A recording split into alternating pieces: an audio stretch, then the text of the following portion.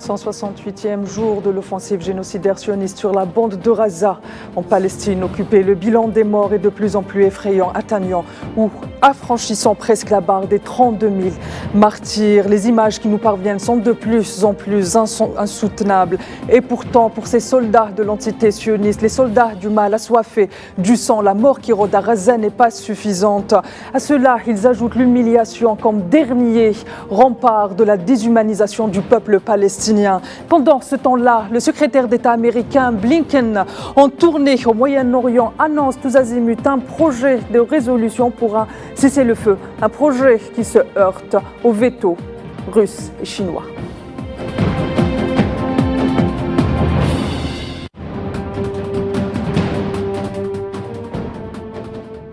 Madame, Monsieur, merci de nous rejoindre pour l'échiquier international qui poursuit sa couverture continue du génocide que subit actuellement la bande de Gaza en Palestine occupée. Et ce soir, j'aurai le plaisir d'être accompagné de Badis Renissa, expert des questions internationales. Bonsoir, Monsieur Renissa. Bonsoir. Merci d'avoir accepter notre invitation. Alors, comme je le disais en introduction, Blinken, secrétaire d'État américain, en tournée actuellement au Moyen-Orient, a annoncé le projet une résolution pour un cessez-le-feu. Est-ce que alors que je rappelle que les États-Unis ont déjà bloqué des résolutions, pourquoi est-ce que les États-Unis proposent une résolution si ils ont déjà bloqué d'autres résolutions? Monsieur Renissa.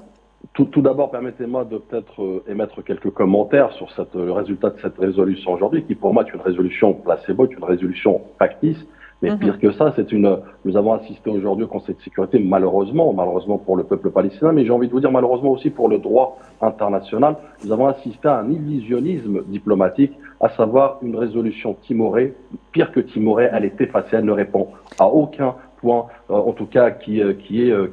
signifie la gravité de la situation. Donc, pour revenir effectivement à ce volte-face des États-Unis, c'est un volte-face qui relève plutôt d'une espèce de réajustement de politique, mais surtout aussi une correction de trajectoire. Alors, faut-il rappeler peut-être dans la chronologie des événements que du propre aveu d'ailleurs de Joe Biden et de son administration par le passé, il y a quelques jours ou même semaines auparavant, il avait émis avec véhémence effectivement l'objection et l'opposition à la stratégie, je dirais, invisible, mais surtout une stratégie qui n'est pas du tout palpable en matière d'objectifs de Netanyahou et de son gouvernement, d'ailleurs, qui est devenu son propre otage. Donc, et puis nous assistons aujourd'hui effectivement à une résolution qui, d'une manière ou d'une autre, donne un blanc-seing, donne une espèce de levier de consolidation, mais surtout de cautionnement des actions militaires, et notamment, vous l'avez dit, cette guerre aveugle dont les Palestiniens en font les frais et on paye le lourd tribut. Mais j'ai envie de vous dire qu'effectivement, c'est un peu la montagne qui a accouché d'une souris, puisque cette résolution ne répond aucunement, je dis bien aucunement, aux attentes du peuple palestinien, aux attentes du monde entier qui souhaite un retour au droit international sur les territoires occupés de la Palestine. Très bien, Monsieur Renissa, est-ce qu'on peut dire aujourd'hui que les États-Unis veulent faire cavalier seuls alors que la situation humanitaire, vous le dites à l'instant, est inqualifiable? Et s'ils veulent faire cavalier seuls, pourquoi? Il me semble pertinent d'abord de peut-être faire une radioscopie de ce volte-face. Il faut rappeler que les États-Unis étaient, pas si longtemps que ça, dans une espèce d'élan de désolidarisation de l'administration Netanyahou et de son gouvernement le plus fasciste de l'histoire sioniste, faut-il le rappeler. Et c'était aussi une manière de désaveu, puisque parallèlement, rappelez-vous, Kamala Harris, vice-présidente des États-Unis, avait accueilli en grande pompe Benny Gantz, qui est d'ailleurs le potentiel favori après l'éviction de Netanyahou. Donc les États-Unis étaient quelque part dans une espèce de l'après-coup, un coup d'après sur l'après-Netanyahou. Et aujourd'hui, force est de constater qu'effectivement, d'ailleurs, après quelques tergiversations et quelques pseudo-négociation notamment du ministre des Affaires étrangères américain en Orient, mais qui a été aussi clôturée par peut-être la vraie négociation qui est celle établie à Tel Aviv, qui d'ailleurs, peut-être aujourd'hui, nous semblons voir l'empreinte de l'entité sioniste dans cette résolution. Encore une fois, il faut revenir aussi au Conseil de sécurité, je l'avais dit d'ailleurs sur votre plateau, qui lui-même est le propre otage aujourd'hui de l'entité sioniste, lui-même a subi un hold-up diplomatique, puisque le Conseil de sécurité n'arrive pas à trouver des convergences, quand bien même certaines, je dirais, leviers, certains États responsables comme l'Algérie, pour en citer que l'Algérie, mais également d'autres États comme la Russie, l'Afrique du Sud, la Chine. D'ailleurs, l'Algérie, au 20 février, avait établi une mouture qui répondait à les points, en tout cas cardinaux, qui répondaient au droit international, mais surtout aussi à un cessez-le-feu obligatoire. Donc il y a une espèce de tragédie diplomatique renforcée peut-être aussi par une espèce de instrumentalisation du génocide. D'ailleurs, j'aime le rappeler qu'on est passé d'une vétoisation du génocide à une instrumentalisation du génocide. Rappelez-vous que sur les 80 ou plus de 80 vétos émis par les États-Unis au sein du Conseil de sécurité depuis sa fondation, plus de la moitié ont été au profit de l'entité sioniste, c'est-à-dire qu'on n'est pas prêt de voir cette fin émerger un jour. Donc, les États-Unis aussi, peut-être, vous me poserez peut-être la question plus tard où on pourra en débattre, mais peut-être le leitmotiv est ailleurs, c'est-à-dire en toile de fond, il y a peut-être des calculs électoralistes quand on sait que Joe Biden et son administration peinent, je dirais, à combattre son impopularité, et notamment, plus récemment d'ailleurs, du Washington Post lui-même, de son propre aveu, qui fuitait cette posture de Biden et cet énervement quant à son impopularité dans certains États stratégiques, notamment aux États-Unis, justement vis-à-vis de sa gestion et son administration de la question palestinienne. Donc, mi-figue, mi-raisin, si ce n'est qu'aujourd'hui, encore une fois, le peuple palestinien continue à subir les affres de l'entité sioniste, subir cette guerre lente et cette guerre brutale qui est celle d'abord illustrée par la famine et la malnutrition et l'état sanitaire effondré, mais également par cette guerre brutale, cette mort brutale qui est illustrée par des bombardements aveugles et une opération militaire d'ailleurs qui se donne à cœur joie, que ce soit dans les alentours de Shifa, l'hôpital de Shifa, mais aussi peut-être plus tard dans Rafah d'ailleurs, dans lequel les États-Unis finalement a fait un pas en arrière. Très bien, Monsieur Renissa. Vous avez dit que cette résolution est caduque. D'autres États, le représentant permanent de la Russie, le représentant permanent de la Chine aussi, affirment que cette résolution ne sert absolument pas à un cessez-le-feu permanent ou immédiat à Gaza. Est-ce que vous pouvez nous faire un résumé de ce qu'elle contient finalement, cette résolution ? Écoutez, d'abord, c'est une résolution qui est non contraignante, c'est-à-dire elle n'oblige pas l'entité sioniste à aller vers un cessez-le-feu. Et combien même ce cessez-le-feu a été mentionné, c'est un cessez-le-feu qui est conditionné par la libération des otages et qui est conditionné par d'ailleurs des clauses assez sibyllines, assez pernicieuses, puisqu'elles permettent effectivement de parler d'aide humanitaire, mais des aides humanitaires dans un contexte de guerre. Donc nous ne pouvons pas être dans l'efficience la plus totale, et notamment au vu des besoins du peuple palestinien aujourd'hui, et surtout la gravité et l'urgence de la situation, et en même temps parler d'un éventuel cessez-le-feu. Donc il y a cet aspect un peu, je dirais, facultatif de cette résolution, et qui pose problème, un vrai problème, puisqu'aujourd'hui il fallait d'abord être responsable devant le Conseil de sécurité, mais aussi responsable devant l'histoire, devant le droit international, un droit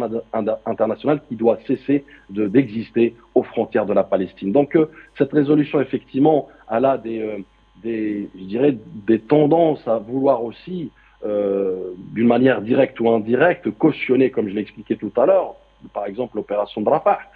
dans lequel tout le monde attendait justement peut-être l'émergence ou la convergence en tout cas des États-Unis avec la vue de l'Occident et notamment certains États locomotives comme la Russie, comme la Chine et quand même l'Algérie en force de proposition, notamment pour faire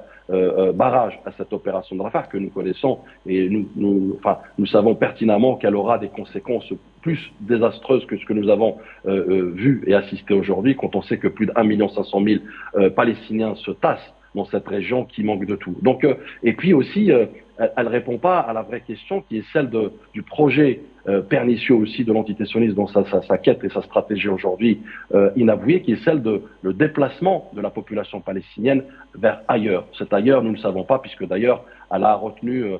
vis-à-vis de l'Égypte, à titre d'exemple, comme d'abord médiateur, mais aussi comme acteur dans cette équation. Elle en a voulu le fait que peut-être il s'oppose à ce déplacement. D'ailleurs, l'Égypte et d'autres pays arabes du monde musulman s'opposent d'une manière, je dirais, limpide, mais surtout d'une manière responsable. Donc il y a véritablement, cette résolution vient peut-être aussi, comme j'ai expliqué, rabattre les cartes au sein du Conseil de sécurité, puisque de l'aveu de notre propre ambassadeur et envoyé spécial représentant au Conseil de sécurité algérien, mais aussi des ambassadeurs d'autres pays comme la Chine et la Russie, on trouve que cette résolution est déséquilibrée, elle ne répond pas, encore une fois, aux points principaux, à savoir un cessez-le-feu immédiat et obligatoire, avec bien évidemment le conditionnement et la libération des otages, et d'ailleurs des otages des deux camps, puisque rappelons-le que plus de 5 millions de Palestiniens sont otages depuis 48 dans les territoires occupés et gérés par l'entité sioniste illégalement. Très bien, et c'est une information très pertinente sur cette situation, sur les otages palestiniens. Est-ce qu'on peut dire que finalement, je rappelle que cette résolution a été discutée aujourd'hui même, cet après-midi, au Conseil de sécurité et qu'elle s'est heurtée au veto de la Chine et de la Russie avec un vote contre de la part de l'Algérie. Est-ce que finalement, de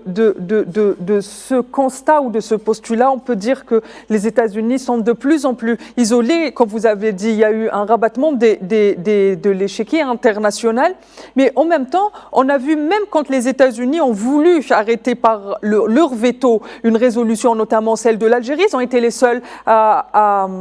émettre ce droit de veto. Est-ce que les États-Unis sont un pays, une puissance en déclin et isolée sur le jeu international aujourd'hui, notamment à cause de ce génocide qu'ils soutiennent à Gaza? On peut affirmer effectivement, et sans équivoque, c'est qu'effectivement les États-Unis aujourd'hui subissent un recul en matière d'influence, un recul en matière aussi de convergence des vues, puisque même dans son propre camp, notamment l'Occident, et pour ne citer que l'Union européenne et les pays européens, on voit qu'il y a un délitement, on voit qu'il y a une divergence parfois même idéologique et abyssale quant à notamment la gestion de la question palestinienne, la question centrale, qui devient de plus en plus stratégique, mais surtout aussi pertinente et urgente pour l'Occident et notamment les pays européens. Donc oui, effectivement, les États-Unis n'a rien fait pour peut-être réparer les lacunes ou réparer les défaillances du passé, mais surtout aussi accentuer aujourd'hui par la lenteur de l'action des États-Unis contre un dossier qui est pourtant ne nécessite pas de cas de conscience, puisqu'il est question de droit international, il est question de faire établir ou faire fi justement au projet de l'entité sioniste et la responsabiliser et devoir lui faire subir justement les conséquences de ses actes, notamment pas que la guerre de Gaza, cette guerre, mais aussi tous les affres de la colonisation que le peuple palestinien a subi. Donc il y a véritablement une vraie question morale, je dirais, qu'aujourd'hui, non seulement l'entité sioniste, mais également les États-Unis qui en payent le prix, et ça se ressent d'ailleurs dans l'opinion nationale, notamment américaine. Je vous ai évoqué tout à l'heure cette question peut-être symptomatique, mais révélatrice de peut-être aussi la perte de vitesse de l'administration Biden, mais aussi quand on sait que les États-Unis est aux portes d'élections présidentielles imminentes et dans laquelle, bien évidemment, tous les camps essayent de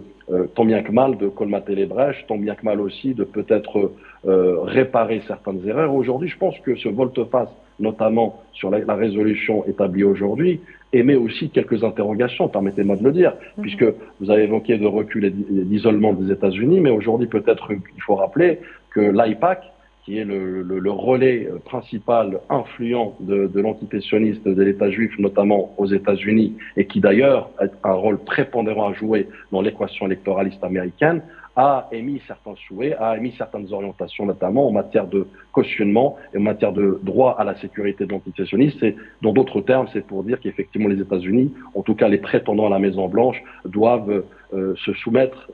en d'autres termes, pour être un peu plus cru, aux volontés de l'entité sioniste. D'ailleurs, ce qui explique aujourd'hui que cette résolution est un non-sens, notamment en matière de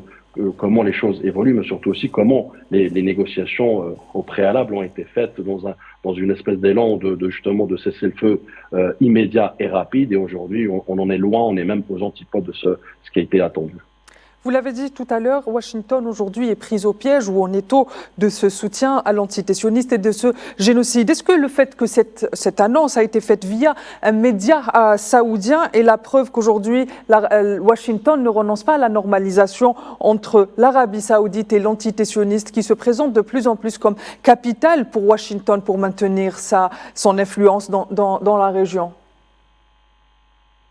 Écoutez, vous soulignez un point très pertinent, puisqu'on ne peut pas parler effectivement de cautionnement sans parler de normalisation ou de ces fameux accords d'Abraham, même s'ils ont été initiés par Donald Trump. Ceci dit, aujourd'hui, les États-Unis trouvent une approche morale à devoir les maintenir autant que faire se peut. Et cette normalisation, notamment avec le monde arabe, qui non seulement crée un délitement, mais surtout qui nourrit effectivement aujourd'hui la stratégie de l'entité sioniste qui, elle, je dirais, met en exergue justement ces relations bilatérales avec les pays musulmans, malgré ce qui se passe à Gaza, et malgré d'ailleurs quelques voix dissonantes, mais qui ne sont pas du tout audibles, notamment du monde arabe, quant aux résolutions, quant au poids dans l'échiquier arabe, musulman, mais surtout l'échiquier international en matière d'imposer une solution, une action commune, notamment de la Ligue arabe. Donc, effectivement, rien n'est dû au hasard en politique et surtout en diplomatie. Les États-Unis continuent effectivement d'une manière un peu plus déguisée, mais aujourd'hui avec cette résolution un peu plus franche, un peu plus limpide, un peu plus aussi irresponsable toujours en matière de cautionnement et de solidarité avec l'entité sioniste illustrée aujourd'hui par cette résolution. Mais en même temps, vous soulignez un point aussi qui est celui de le monde arabe, le monde musulman dans tout ça, et comment on pourrait effectivement faire pencher la balance et peut-être rééquilibrer davantage une question qui a l'air d'être plus cannibalisée, je dirais même occidentalisée, qui est une question qui finalement relève au monde arabe et au monde musulman, qui est censé être la locomotive, en tout cas des résolutions et de la protection du peuple palestinien. Justement, pourquoi est-ce qu'aujourd'hui, cette question, on a l'impression qu'elle a été occidentalisée, comme vous le dites, et cette expression est particulièrement pertinente? Bien évidemment, puisque, vous le savez, et je l'ai répété à maintes reprises, l'Occident et à sa tête les États-Unis vont l'entité sioniste ce dernier rempart d'un islamisme rampant, ce dernier rempart aussi de démocratie, la seule pour eux, à leurs yeux en tout cas, au Moyen-Orient. Donc ce modèle de vie occidentale qui est peut-être en péril. Rappelez-vous les chrétiens du Moyen-Orient et leur protection. Aujourd'hui, c'est la protection sanctuarisée et sacralisée de l'entité sioniste qui est en jeu. Donc, bien évidemment qu'ils essayent par je dirais, des gesticulations ou des arguments parfois fallacieux, tendancieux et pernicieux aujourd'hui, et alors peut-être les États-Unis à vouloir défendre. Et quand on sait qu'aujourd'hui, le véritable projet de cette entité sioniste est tout bonnement effacer la Palestine, effacer Gaza de la carte géographique, effacer l'identité et la population palestinienne pour mettre en place un projet qui date depuis des décennies, à savoir le Grand Orient, à savoir cet Israël fort, cet Israël qui contrôle le Moyen-Orient.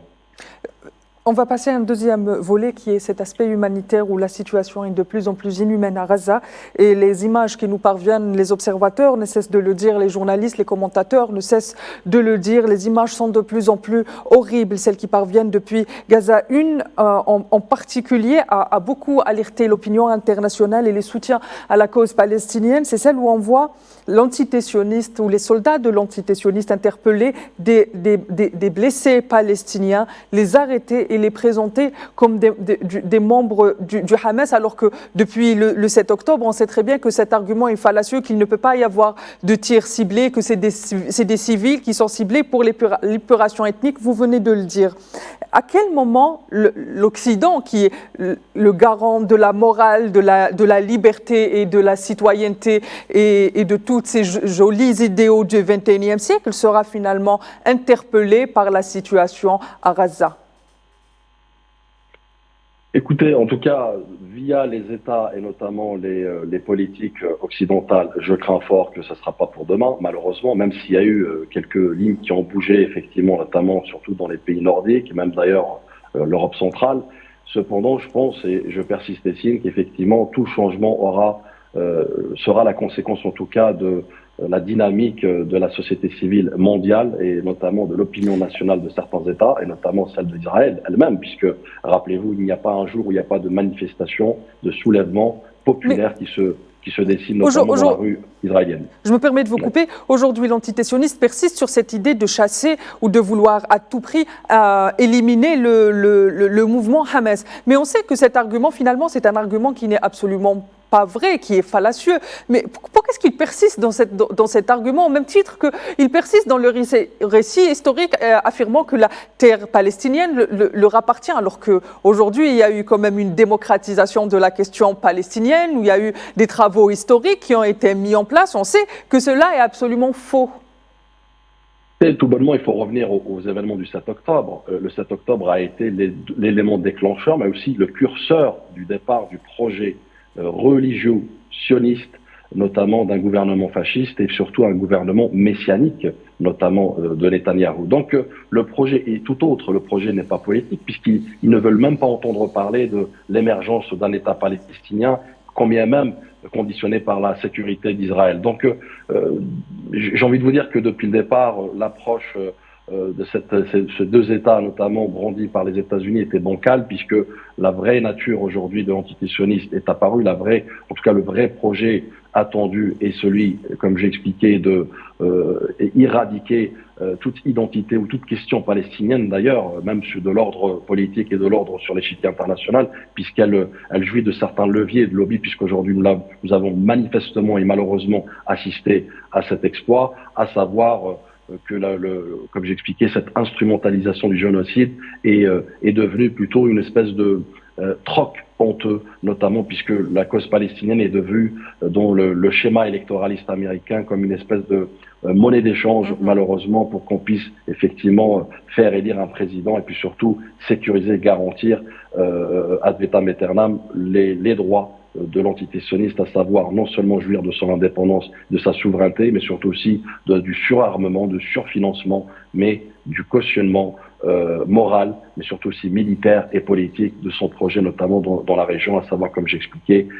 contrôler non pas que Gaza, mais contrôler le Moyen-Orient en entier, si ce n'est pas directement via de l'occupation de territoires, indirectement via une influence diplomatique et politique, et la normalisation en est la preuve. Très bien. Une autre pratique des soldats sionistes qui démontre encore une fois que l'horreur n'a pas de limite quand il est question d'humilier des Palestiniens. Les soldats sionistes passent leur temps à insulter, c'est le cas depuis 75 ans, mais en ce moment les vidéos elles deviennent de plus en plus virales et exposées au vu et au su de tout le monde. Les soldats donc sionistes humilient. On l'a vu avec le soldat français où même le Quai d'Orsay a été obligé d'intervenir, où je rappelle qu'il y a plus de 4000 soldats de nationalité française au sein de l'armée sioniste avec la double nationalité. Il y a eu aussi une autre vidéo qui a été particulièrement vue sur les réseaux sociaux, c'est celle du blackface où des soldats américains se griment en africain et déshumanisent la culture africaine au même titre qu'ils le font avec les Palestiniens. On les a vus face aux vêtements des femmes palestiniennes. Est-ce que finalement le racisme de cette armée, de cette entité occupante est en train de changer la donne pour la Palestine? Parce que même les lobbies ne parviendront pas à changer cette réalité-là. Écoutez, j'ai envie de vous dire que depuis le 7 octobre, l'entité sioniste a démontré que d'abord c'est une armée immorale, mais au-delà de ça, c'est aussi un géant au pied d'argile. Donc avec une armée qui est titubante, faut-il le rappeler, malgré ses humiliations, et peut-être c'est l'illustration de leur échec cuisant et incontournable, notamment dans le bourbier et le marécage qui est Gaza. Donc, et peut-être aussi que d'ailleurs cette résolution aujourd'hui tendrait plutôt à désembourber l'entité sioniste de cette impasse. Une impasse qui a trop duré, une impasse aussi qui a peut-être aussi permis non seulement de faire tomber les masques, notamment d'un certain Occident et notamment les États-Unis dans son hypocrisie diplomatique, mais aussi de montrer la vraie face, le vrai visage de l'entité sioniste, y compris pour le peuple israélien. Je l'ai évoqué tout à l'heure, il n'y a pas un jour, effectivement, il y a des soulèvements, des manifestations qui ont dépassé le niveau de ceux des familles des otages, mais aujourd'hui nous avons carrément une rue qui se met contre le chemin effectivement de Netanyahou, et contre sa politique. Une politique qui aujourd'hui a permis, j'ai envie de vous dire entre parenthèses, positivement, le déclin de l'entité sioniste, mais surtout son isolement sur l'échiquier international et même de la scène internationale. Très bien. Donc, très bien, merci. Monsieur Renissa, on arrive à la fin du temps qui nous est imparti pour cette émission. Merci de m'avoir accompagné tout au long de ce temps. Quant à vous, très chers téléspectateurs, je vous donne rendez-vous demain à la même heure pour un nouveau numéro de l'Échiquier international. D'ici là, prenez soin de vous.